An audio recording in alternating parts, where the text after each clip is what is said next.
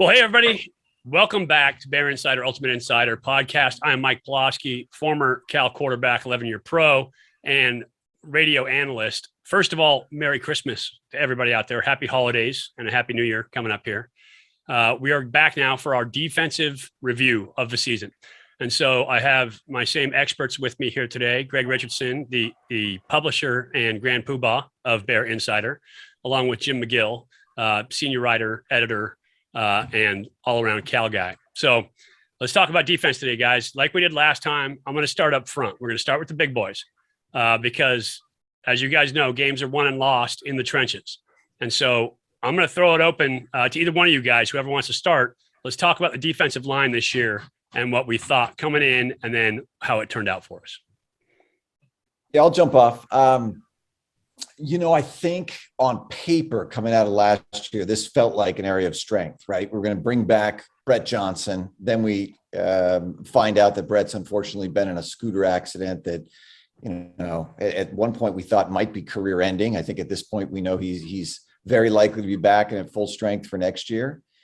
And then we had a whole bunch of youth. Right. Aaron Maldonado never got himself healthy. J.H. Tevis was the only real veteran scholarship player back. It looked like a position of concern. I think it played out interestingly. I'm not sure it became a position of strength, but I also don't think it was one that hurt the Bears overtly. We kind of won the lottery pick in the transfer portal, getting Luke Beckett back in a round trip, and he ended up being the foundation to the line. He's just, based on size, based on experience, based on technique, based on leadership ability. He was just one of those foundational guys. Maybe not a difference maker, all Pac-12 level performer, but a foundational piece. And then, the Cal defense under Peter Sirmon decided to play a lot of 2-4-5. So we were really only playing two down linemen a lot. I think the other piece that kind of hurt things was Stanley Mckenzie. He was a redshirt freshman, really strong, kind of similar to Luke Beckett in a lot of ways, except probably more athletic. And when he got hurt, in the first third of the season, that took a hit to the depth, right? They had to bring in Jaden Roberts. They had to bring in Ethan Saunders, both young, promising players, but probably not yet as flexible, not as yet with the core strength or the hand technique to be able to be difference makers in there. But they made it work. They made it be serviceable, particularly against the run, less so against the pass and getting to the quarterback. Yeah, I agree with you. I think the biggest loss for Cal this year was Brett Johnson going in. He was such a difference maker on that D-line. So I'm with you in terms of Brett Johnson. I love Luke Beckett, so I'm right with you there as well. And then McKenzie's injury, you lose those three guys. Those are really your three starters. At least pseudo starters. If you're going in a 4-man line, they're three of the 4 starters. And so it's a huge huge difference makers. All three of them by, halfway through the season, we're missing them. And so, with Beckett there, we're still good, but we're missing McKenzie and Johnson inside. And so having those two guys out, you're losing 2 of the 3 that should be in there, the majority of the snaps. Jim, your thoughts? Yeah, the defensive line under the circumstances, especially losing Brett, I think did a pretty nice job. They finished 4th in rushing defense yardage allowed over the course of the year, which is pretty admirable considering that, they did have a hit to their strength. I think McKenzie was a guy that a lot of people don't realize how much of an impact he could have had up the middle. He's a real plugger. Correa was able to get in there and do some stuff, and they would swing back it in sometimes. They did a lot of things to mitigate the losses there, but overall, you'd have to say the defensive line did a nice job, particularly on defense. Now, on pass pressure, that was one area where they really didn't have a lot of success.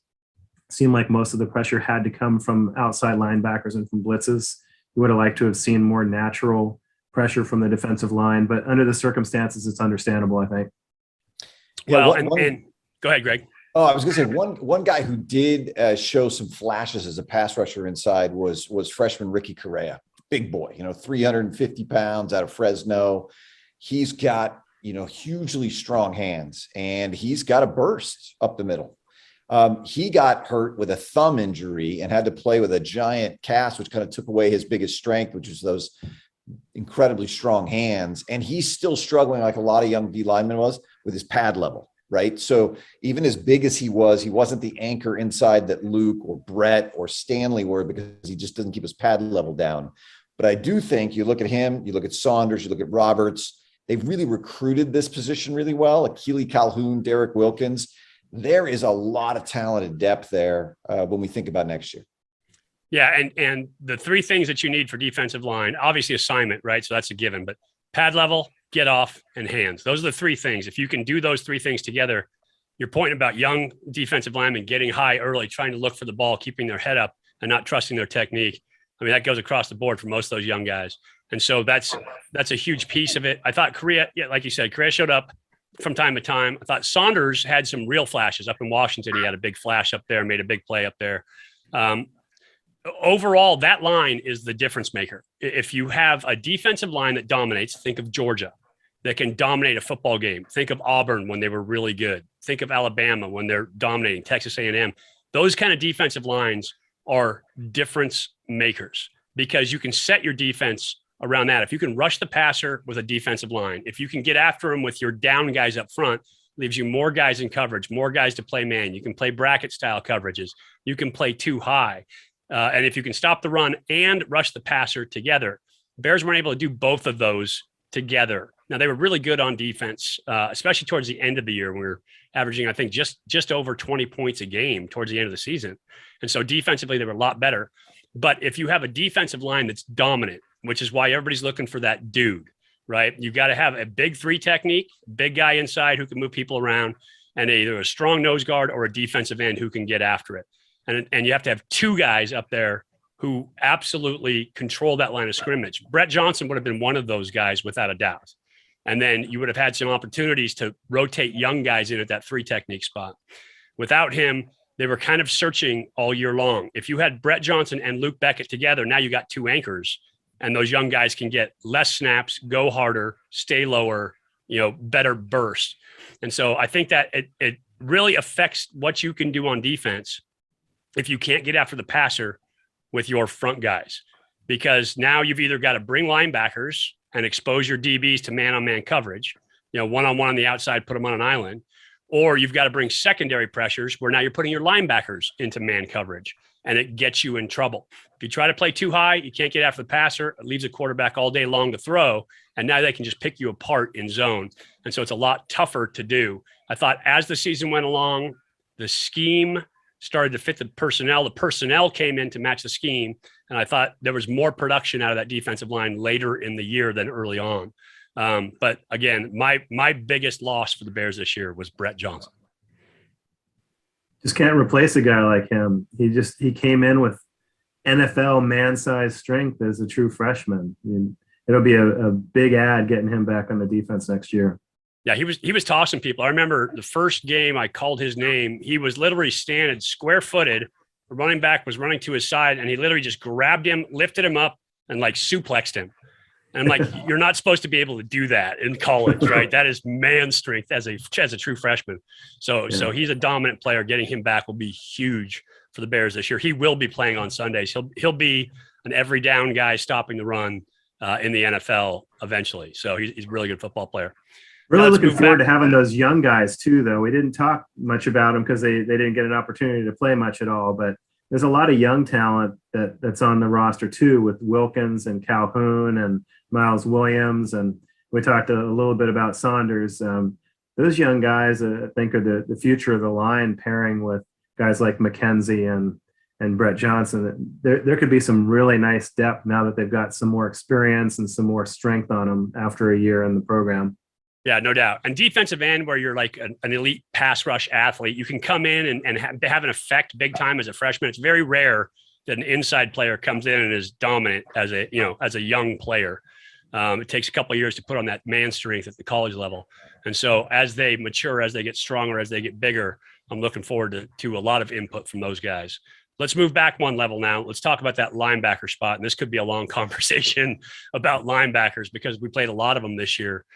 With the Bears. I know that's one group that Peter Sirmons wasn't super happy with, especially early on, trying to juggle people in, juggle people out, had some losses at that linebacker spot.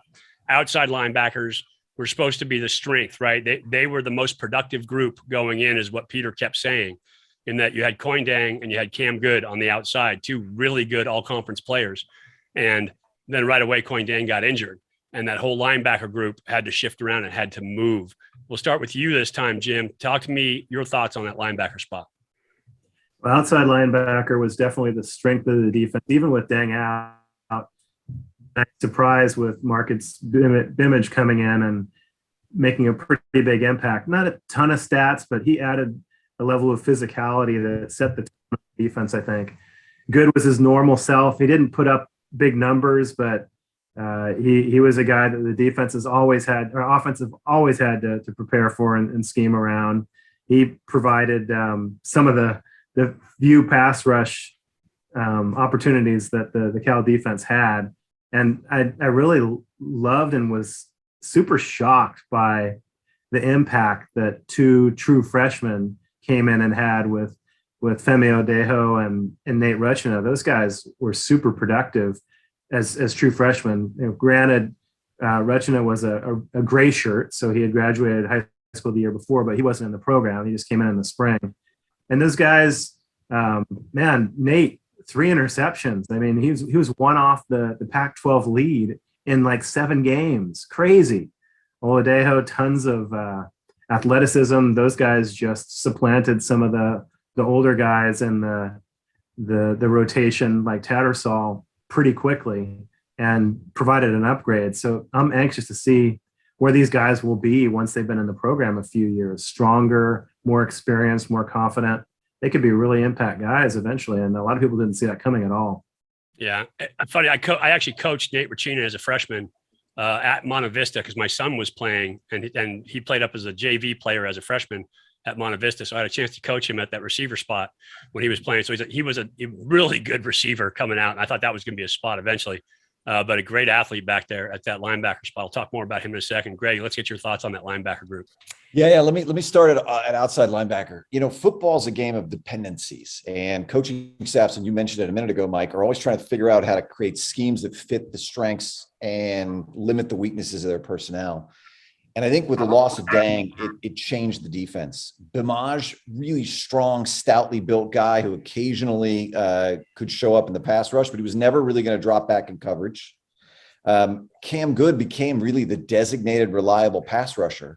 So even though he had shown in previous years, he was great in zone coverage, those long arms and the great speed that he has, he almost had to rush the passer every single time. That took a lot of the ability for Sermon to dial up different kinds of defenses and do some of the things that they wanted to do once Coin went down. And I think it weakened the defense as a result. That said, those two guys are going to be hard pressed to replace. I guess knock on wood that Bimage gets the fairy princesses over at the NCAA to wave their magic wand and give him another year, but we'll see what happens there. Inside linebacker, in my opinion, was the weak link of the defense. And it's not surprising when, as Jim says, you got to play 2 true freshmen a lot.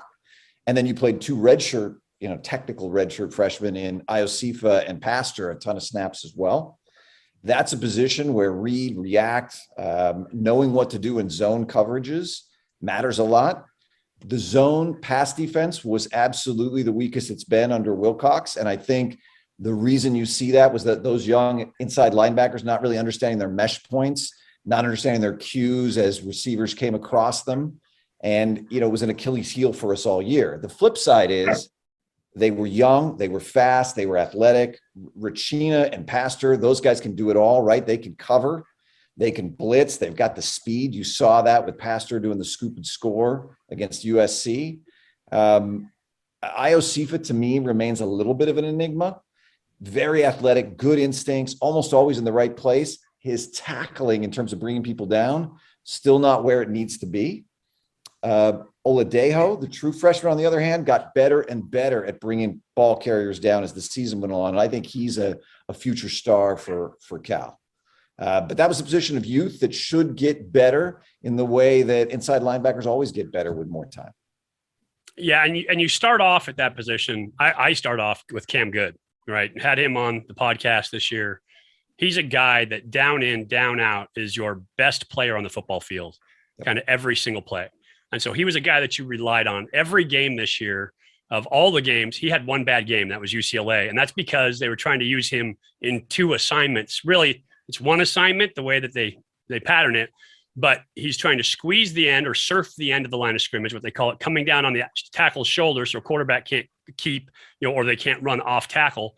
And he's trying to contain the quarterback at the same time. And so they really kind of contradict each other in terms of technique. Surf down and take away C gap, but also control D gap on the outside. And so it's pretty tough to do in space against a guy like Dorian Thompson-Robinson. And so they gave him some tough assignments in that game. And that's the one game where I thought Cam Good was not up to his usual snuff. Other than that, he was fantastic all year long. I mean, he was literally just the best football player on the field in every single game that he played in, except for that UCLA game. And so I was a huge fan of his. Having Coin Dang there, I think to your point, Greg, being able to rush the passer and to drop into coverage intermittently from both sides, using both Coin and Cam Good, would have given Peter Sermon a ton of options on defense in terms of what they can do, what kind of schemes they can ring up. When you have Cam Good on one side, and then now you have to kind of play musical chairs with that other outside backer position, it gets you in trouble. Now, Marcus Bimage, who's an explosive, powerful guy, shows up, and he made a difference. That Oregon State game stands out where he gets the tackle and the strip on the first play from scrimmage for Oregon State. And so he really started to exert himself later in the day. But your point is well taken that you weren't going to see him drop into coverage a lot. That wasn't his forte in terms of being good in space. And so I thought Bimage helped a ton. I think it allowed Cam Good to do more of the dropping into coverage, of playing in space, of being rangy like he is, and then to come on pressures when they needed him to, and to rush the passer as well. And so I think anytime you have a Cam Good on the field, you're not going to get the huge stats because teams are going to find a way to work around him, right, away from him, or to do things run right at him where they're covering him up. And so I just think Cam Good was, kind of the heart and soul of that linebacker core. Orrin Patu, a good physical athletic player, showed up at times. I think his athleticism is going to stand out. Eventually, I think he's a guy that can be really athletic at that position as he grows into it. I think Femi Oladejo, I thought he played really well. I remember calling his name several times at TCU where he showed up and played a position. But as you keep hearing me say this, they showed up at times, right? There were spots where we had really good play out of some of these outside backers. I think Braxton Croteau was a guy who was consistent overall. Like J.H. Tevis, who I didn't mention on the defensive line. Tevis was the lunch pail guy who showed up every time. Croteau showed up every time that he played. And so, but the consistency is what we lacked in that linebacker spot. Early on, I thought Evan Tattersall was going to be kind of the answer at that linebacker spot. When he was in high school, every single camp that he went to, he was like the fastest or the second fastest athlete. That included receivers, running backs, everybody. And so having that kind of physical skill, I thought was going to translate to really effective linebacker play from that spot. And he showed that with that speed, hit in pass coverage, he was still out of place. He was out of position. He was a really good plugger. He'd come downhill and he'd tackle somebody. Yep. But when he got exposed in space, he got himself in trouble. And that gets to the awareness that you were talking about at that inside backer spot, in that knowing where you are in the field, what the rush is doing, what your coverage is doing behind you, and what your assignment is. Being able to play all of those things with awareness in space, right? Having your peripheral vision open so that you know when receivers are coming across, how far you carry them, what teams are trying to do to you on offense. I think the game that really exposed it was Sac State. I think Troy Taylor did a fantastic job of scheming around Cal's linebackers and finding open holes in the middle of the field to create passing shots in the middle of the field for his quarterbacks. And so you have to be able to cover in there.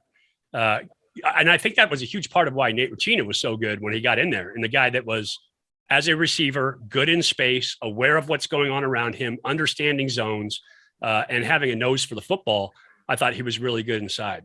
Iosefa, a young, just a puppy in that linebacker spot, super athletic, like a guy who can be really good at that spot. He needs to get better at playing instinctively, in that what we were just talking about, knowing where the space is, knowing where he has to be when he drops into coverage, understanding how far you carry a route through, how far do you follow quarterback's eyes. All those things come with reps. And so they were really young this year. I thought the production was way down, especially at the inside backer spot in terms of the passing game. I agree with you 100%. And I think that's where that linebacker spot has to pick up next year. I thought we had a lot of good run stoppers at that linebacker spot. And we played pretty good assignment football in the run game, and it showed up, in terms of total stats. But in that passing game, you can't be exposed, especially in that nickel 4-2-5, as they call it, really, like you said, Greg, a 2-4-5. In that you have to be able to play in space. You have to know your assignment, and you have to know how to cover quarterback's eyes. And so I think a lot of reps this year for young guys. I think they're going to get better next year. But that's one spot that we really, really could have improved on in terms of pass coverage from that linebacker spot this season. That Nevada game really, really magnified that weakness.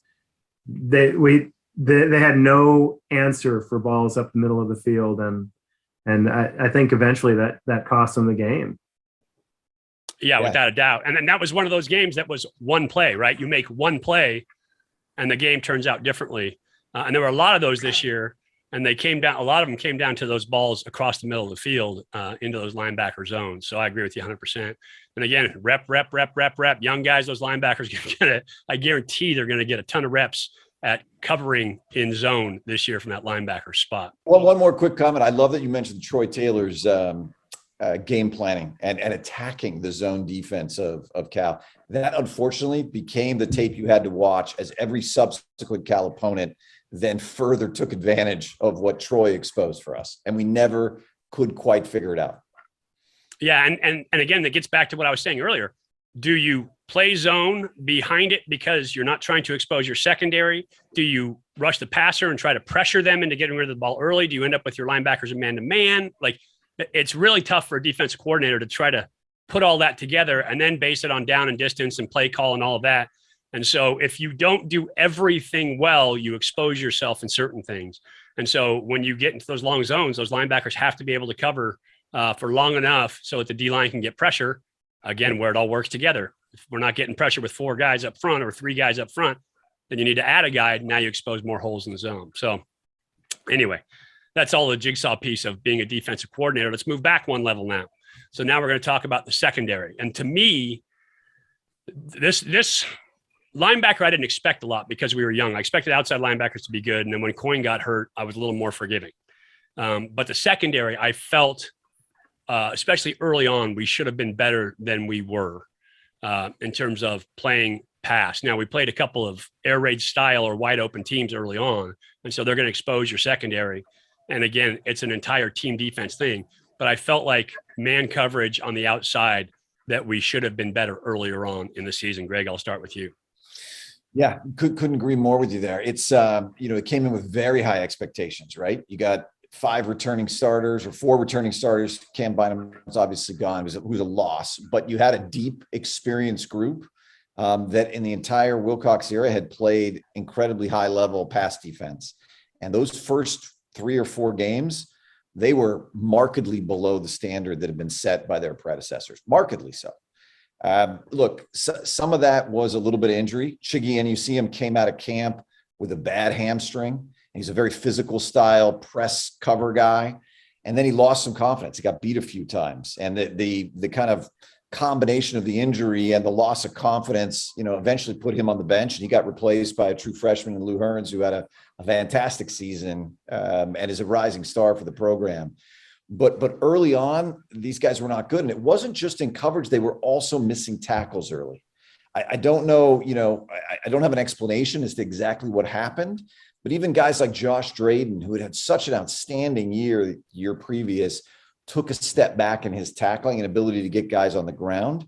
And we had a lot of guys catching balls 5-6 yards past the line of scrimmage and then running after the catch, especially in the Nevada and the TCU games. But look, by the middle of the season, they had righted the ship, and pass defense became a strength by the end of the year, especially man-to-man. You mentioned earlier, you got to be able to play zone, you got to be able to play man, you got to be able to mix it up. You can't stay in man as good as we were playing it near the end of the year because you have running quarterbacks. And when the DB's backs are to the quarterback and they're running downfield and your pass rush is struggling, so you got guys really trying to get up the field and not staying at home to watch that quarterback, you're going to get gashed. And we saw that happen the last third of the season against the defense. But look, there were some really bright signs. I mentioned Lou Hearns. I mean, he's as natural a cover corner, the great hips, very quick and fast out there. He was a little light. He's probably playing 10 or 15 pounds less than what you see a Pac-12 cornerback play at, but he still had an exceptional year. Colin Gamble fought some injuries early, had a few mental mistakes in the first few games, but came on to be incredibly reliable. Again, one of the fastest guys on the field for the Bears. He's got a really bright future. Isaiah Young comes in and becomes a star in his first game right out of the bat. And he's a guy that we watched in scout play really look good. And then, at safety, obviously, Hicks was fantastic, especially the last 8 games. I don't know if there was a better safety in college football over the last 2/3 of the season than he was. But Daniel Scott continues to show up, right? He's a playmaker. It was actually pretty alarming the way the defensive backfield started off the season. You thought it's a pretty veteran group overall, and it's one of those things that you kind of taken for granted that Cal's going to perform in the defensive backfield. But boy, it was a rough start. Even the veterans inside, even Hicks and Scott weren't playing their best ball at all. And you think, well, boy, you've got your veterans that aren't playing.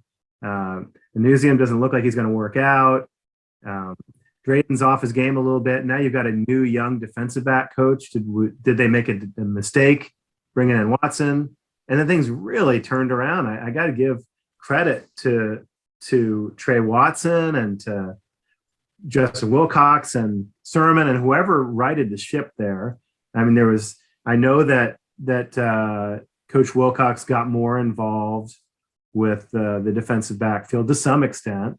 I don't think much of it was on the field because of his injury, but whatever happened, whether it was his assistance and guiding influence, whether it was Trey growing into the job, whether it was Hearns just using his instincts and savvy to make a really extraordinarily fast adjustment to a productive true freshman starter, to whether it was Hicks and Scott just finding their bearings as veteran players. I don't know what it was, but it was night and day after the first couple of games, the way those guys performed after that.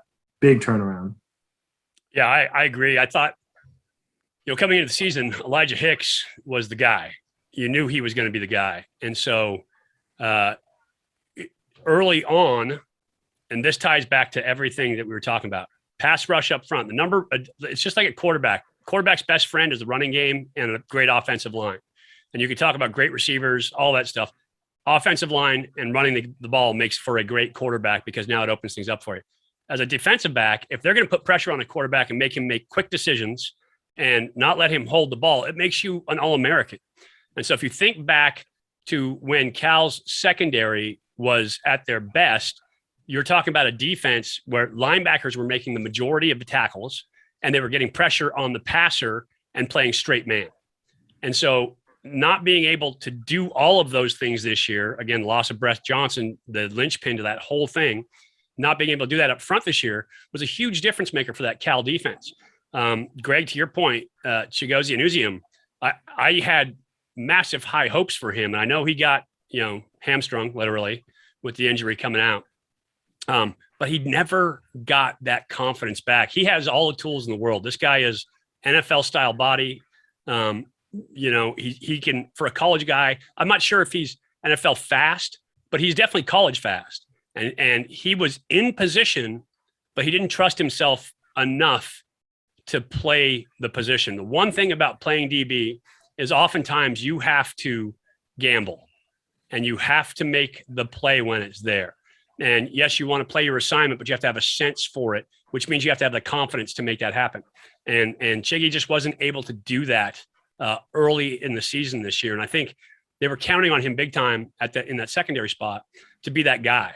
And maybe it was the injury, whatever it was, he never got his confidence back. I think physically he had all the tools to do it, but never got his confidence back. And it showed up with, not being able to defend the throw behind and then getting beat over the top. And that makes it tough on a defensive coordinator to call things. The guy for me on defense, I don't want to call him my biggest surprise, but the most standout guy to me on defense was Daniel Scott. He started playing intuitively, instinctively, making plays, reading things, jumping routes, gambling at that safety spot. And he did a fantastic job with it. You remember the pick 6 versus TCU, is where that first started standing out. And so I thought he did an excellent job all year long at that safety spot. Yes, you are going to get beat in the secondary. It's just going to happen. But he did a fantastic job there. Remember, he wasn't the starter going into the season. An injury got him on the field as a starter, and he just grabbed that job and ran with it. And so I thought he did a fantastic job. And then the other guy who I didn't expect much out of this year because he's a true freshman, Lou Hearns, you guys talked about him. Lou Hearns was an absolute stud out there for the Bears. To come in and play with the amount of confidence, I think more than anything, more than speed, more than quickness, more than anything else, his confidence and his moxie out there on the field sent a message. And he could get beat one play and turn around and make a great play the next time. And so he was fantastic out there. I thought Josh Drayden, outside of the tackling issues, as you mentioned, Greg, I thought Josh played great. I thought he did a nice job. That nickel defender spot inside is one of the hardest spots on the field to play. Yeah. And so when they moved him inside of that nickel spot, that's a tough role. And I thought he played it admirably in there as well. But early in the season, that was the weak point, getting the big posts over the top versus Nevada, getting the throw behinds, the go balls versus Sac State. When you don't, and in the run game, being there to support, not making a tackle when you have a post safety versus TCU on just a standard inside zone play. All of those things, that's on the secondary, and they got to make those plays. But again, it all ties together for those guys. They need the pass rush. They need the backers to be able to cover underneath so they can do their job over the top. And that's what didn't come together till later in the season. Early on, it was tough. But I thought later in the season, that secondary came together. I thought they gelled well. I thought Coach Sermons found a way, along with Coach Wilcox, to call the defense that helped those guys out. Like we said, we were one play away in a lot of those games, and some of those plays were in the secondary. Had they made plays in the secondary, then those games wouldn't have turned out the way that they did. But, it's in the can now. It's done and done. But I thought that they grew. I look forward to next year. Replacing Elijah Hicks will be incredibly tough. I think in that secondary, Josh Drayden is a great leader outside of being a really good football player. So replacing him is going to be tough too. But Isaiah Young, as you said, showed up. I thought he really made a name for himself out there. Colin Gamble showed up. And so, and there's some young talent on campus. Looking forward to seeing what that looks like in spring ball this year for the Bears. Yeah, you know what? I'm actually optimistic. I think there's good depth of talent coming back. You mentioned Craig Woodson, who was starting ahead of Daniel Scott and had an unbelievable spring. And the first week of fall camp, he was making every play. He was the MVP of the defense that early until he goes down with the knee injury. He's an electric athlete who the kind of light switch had finally gone on. And I think he's going to have a real opportunity, assuming he's 100% healthy, to slip right into Elijah Hicks's role alongside Daniel Scott. And, young Miles Williams, he looked good early on. He got a little dinged up and kind of faded late. Ray Woody, the transfer from Florida State, had some nice moments throughout the year. And then Hunter Barth is another freshman they had last year that they were really high on, who just, didn't see the field just because of the experience ahead of him. But there's a lot of talent coming back at safety and cornerback. And I think whatever happened there mentally, and getting alignment between Trey and Sermon and Wilcox, I think that's been resolved. And I think you're going to see the secondary start out the season at the level that we've seen throughout Justin's tenure here. Yeah. And I think, obviously that's a position of pride for Coach Wilcox. That's his position, right? Defensive back. And so that's a big deal for him. But I think just like the linebacker spot, it was some personnel issues in there as well, getting the right guys in where you get the mix, where you get that chemistry in that secondary. They start to understand each other, communicate, and play better. And so I think that's a huge piece of it. That's why I worry a little bit about the loss of Elijah Hicks and Josh Drayden, two veteran leaders out there on the field. But Craig Woodson is an absolute stud, and I'm looking forward to him being back and healthy for spring ball. So we'll see how that all turns out. Any other thoughts on defense before we go into special teams? I would just say, despite losing their two veteran, arguably most productive players, pretty impressive that overall Cal was able to rebound to have the number 3 defense in the league. That spoke really well to the coaching and their resiliency and just the way they responded to adversity early. Yeah, I second that. In Pac-12 play alone, I actually think they were second in yards given up per play. And that's remarkable. We talked about the fact that the pass rush was definitely below what you would expect it to be. And the insider linebacker play was not great. And the secondary struggled out of the gate. Despite all that, we still had the second or third defense, depending on how you want to slice it up in the Pac-12. Yeah, and on top of that, really good scoring defense. But what that tells you is the old saying of defense wins championships may not be so true anymore in this modern day and age of college football, right? You need to score more points. And so a great offense is, the best defense, in my opinion, as a quarterback, being able to score points and put points up there on people. Defense and offense have to balance out. And so getting more production on offense will also definitely help that defense. Too many 3 and outs, leaving those guys on the field, especially with the young guys. And I think a ton of reps are going to help that defense as well. They got a lot of game reps this year, getting young guys back and then filling in some of those spots. Cam Good's going to be a huge loss, but getting Brett Johnson back is going to be a big difference maker. Losing Luke Beckett is going to be big. But, getting some of those young guys some reps this year means they can come and hit the ground running in the spring. Yeah. And two names I'll ask you to hold on to as you think about solving for Cam Good's loss and the pass rush next year. Orrin Patu had a couple of moments this year and kind of some spot duty as a pass rusher. And in watching practice over the years, he has that knack to get by the offensive lineman and get to the quarterback. That's just a natural born instinct, lateral agility, long arms, whatever it is, he's got it. And then a freshman who would have played, I think, this year, but got hurt, unfortunately, was Caleb Alarms Orr. 4-star kid out of Hayward, lightning, electrical athlete, maybe the best athlete we recruited at the linebacker position since Michael Kendricks was here. And, hopefully he's 100% healed and he could be a factor there in trying to fill Cam's shoes next year. That would be a huge, huge difference maker in trying to fill that spot. I love Patu. I think he's a really good football player. I know his dad really well. He played for my head coach in the Arena Football League. So, I'm a big fan of his dad, big fan of the whole family. But I think Orrin Patu could be really, really good for the Bears. Again, it's so many young guys, right? Trying to get up to speed, trying to understand the system, trying to get the reps at that spot.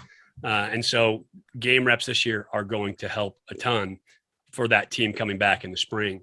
Let's move on to special teams now. And this one, an interesting year for special teams for the Bears. The biggest piece that stands out, and you think back to the TCU game, snap, hold, kick. You got to be able to snap, hold, kick, right? It's PATs, field goals should be automatics in terms of offense. Snap, hold, kick. That's it. And it's not about protection. It's not about guys getting through. It's about getting the snap to the holder where he can manage it to get it on the ground and then making the kick. And we didn't do it very efficiently this year, especially early on. Had to make a switch at that long snapper position. And it wasn't that Zellers couldn't snap. He couldn't make that snap. It's just that he got a case of the yips. That something was happening. He got a hitch in his mechanics or something happened to him where he was not making those snaps.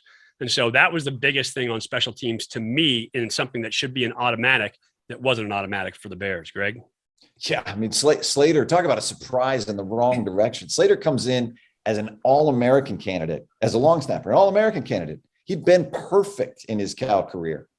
And as you said, I think the best word to describe it is yips. It made me think about former LA Dodgers second baseman Steve Sachs not being able to throw the ball back to the pitching mound, much less first base. It's just something snapped, and it cost us a football game, and it may have cost us two, depending on how you want to look at it. When I think about special teams, you always got to start with Justin Wilcox's philosophy about special teams, which is I don't want it to lose me games. Right. He's not Frank Beamer, the great Virginia Tech head coach that tried to win football games with his special teams. Justin wants no block punts, no block field goals, make the easy ones, do the obvious, tackle the guys on the return team, and let's win the game on the line of scrimmage. And look, despite the challenges we had with the snap, hold, kick early, this might have been the best year overall for special teams under Justin Wilcox. From about the fourth or fifth game on, the place kicking was really rock solid. The punting wasn't great, but it wasn't bad. Never put us in bad positions. The return teams overall were really solid. There was a couple of early mistakes that hurt us. The Nevada punt return at the end of the first half actually really might have been the single biggest play that cost us that game. But overall, they were solid. And an interesting thread there is that we're losing the special teams coordinator. Charlie Regal has taken the head coaching job at Idaho State. Charlie's a world-class guy and a fantastic recruiter. He will be missed at Cal. But interestingly, you know, he had some health issues that arose in the middle of the season. And Michael Barton, former inside linebacker at Cal, kind of stepped up as a grad assistant. Some of the other coaches got involved.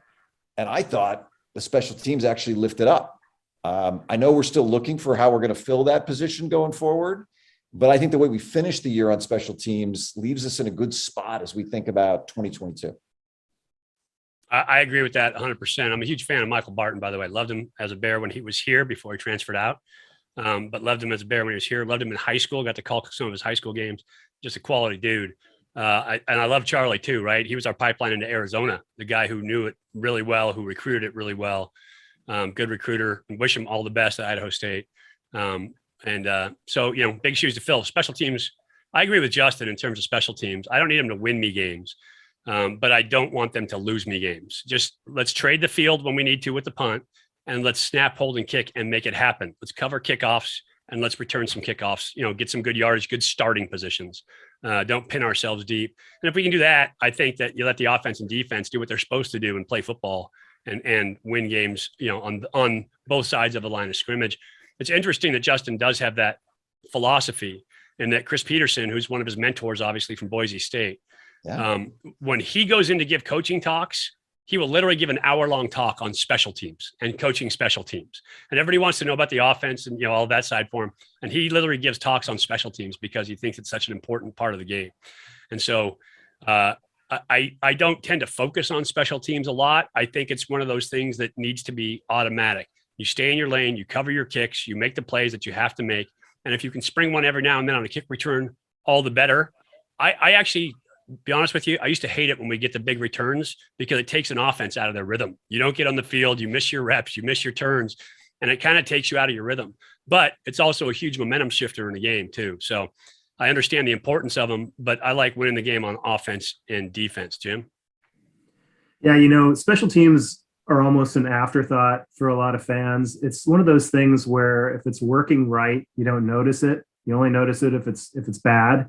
And last year, with the shortened season, the special teams unit basically cost the team 2 games, and not only 2 games. Stanford game with the 2 block kicks and the Oregon State game, you know, having the kick return called back and the punt block right in the shadow of the end zone.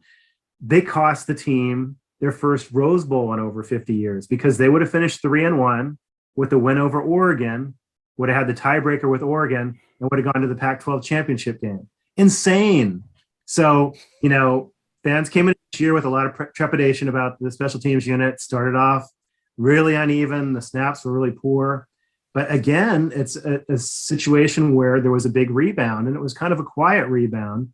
But you know, there was a lot of concern over the kicking, but Longhetto ended up finishing 3rd in the league in field goal accuracy, 11 of 14, first in PAT accuracy. They did have some issues with depth on kickoff. He got a tired leg late in the year, and hopefully that's can address this next year, strengthening him, or maybe he was injured. I don't know. But overall, a nice recovery. They put Cindric in on those short snaps, and that made a big difference. It was mind-boggling that Zellers would get in his head like that, because he was money all the way through high school, first couple of years at Cal. But, you know, sometimes guys have some failures. It gets in their heads. They can't shake it. And you got to figure out a way around it, either as coaches or the player or somebody else. But overall, I think they took a unit that was a major liability last year and early this year and turned it into one that was a bit of a strength, you know. Returns too later in the year got much stronger too. Yeah, you know, one funny thing is I do the film reviews, right? And so you go through the game, you're hitting the rewind button, fast forward, the stop motion, you know, on all the plays back and forth. And oftentimes on the special teams, if I knew it was not a play of any consequence, you're going through them pretty fast. The last couple of games, I had to hit rewind a couple of times on our punt coverage team. And I mention this because I think it's interesting about the future of our offense. We put J. Michael Sturdivant, the high 4-star, the top recruit of the last class, out at gunner. And for the first time since Javid Best had been on Memorial Stadium, your eye was a blur as you watched him beat his guy and almost beat the punt down the field. We haven't seen that kind of explosive speed on the field in a long, long time. And yeah, it's not as exciting to watch on punt coverage, but boy, does that harken to some really exciting future offensive plays with Sturdivant going forward. Well, and the unselfishness of, I'm going to go play on special teams too, right? Doing something for the team out there. I remember calling a lot of starters' names out there on the special teams this year. And that tells you a lot about the character of a football team, in that you have your starters out there on the field. It tells you have a need on the special teams too, but it tells you that those guys willing to participate, actively participate. A lot of them were petitioning to participate on special teams. And so those guys getting in there tells you about the character of your team too. It's funny because, you know, I do the same thing when I watch film, like special teams, next, right. I'm on to the next thing. And I liken special teams to the heating and air conditioning in your house. When it's working right, you don't even think about it, right? It's just working right. But boy, when it's working wrong, you notice it, and it's a big problem right away.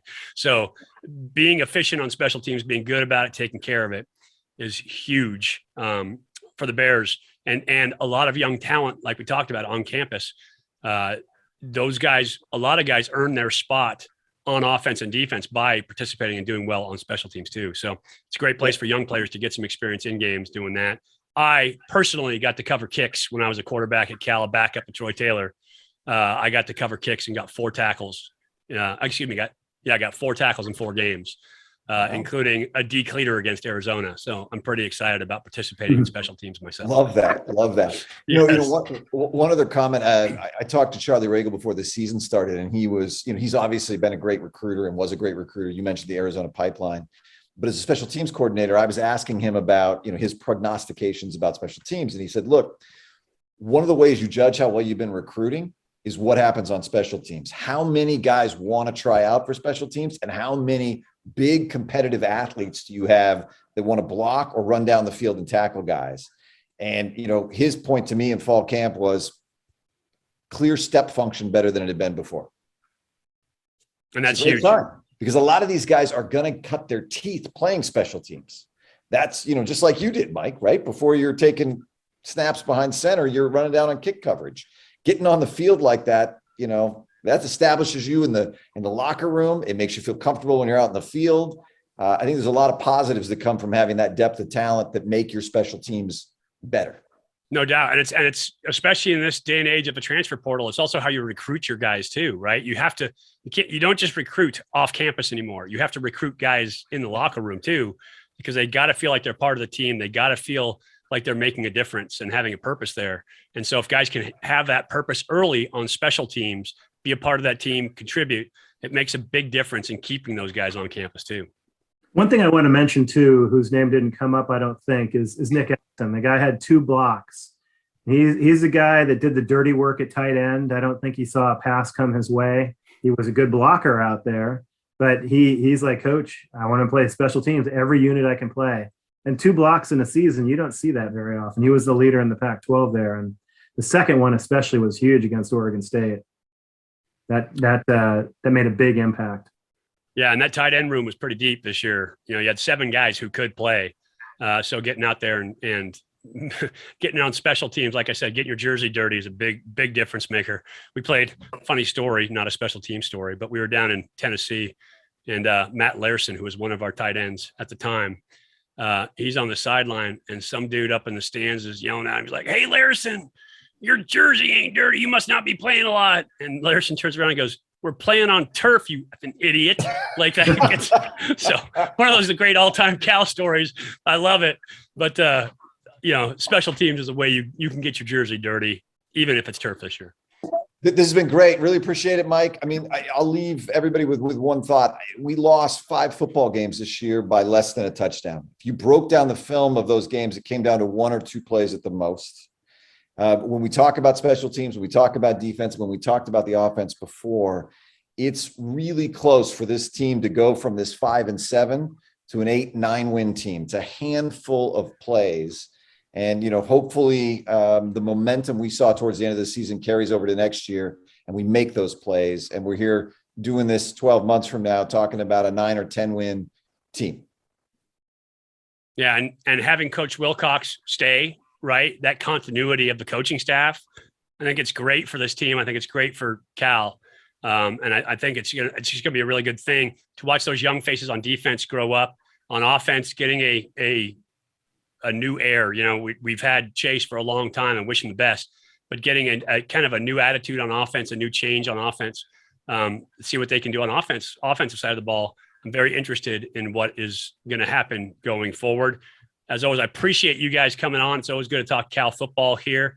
Everybody at home, listening all year long, listening to these podcasts, your responses, your remarks down below have been fun and interesting to see sometimes, but always good. We all love the Bears, and we have our different ways of expressing it. Appreciate everybody checking us out. Staying on bearinsider.com. There will be news, information, recruiting, all that stuff in the offseason. But as always, we appreciate you guys watching. Wish you the happiest of New Year's coming up, and go Bears. Go Bears. Go Bears.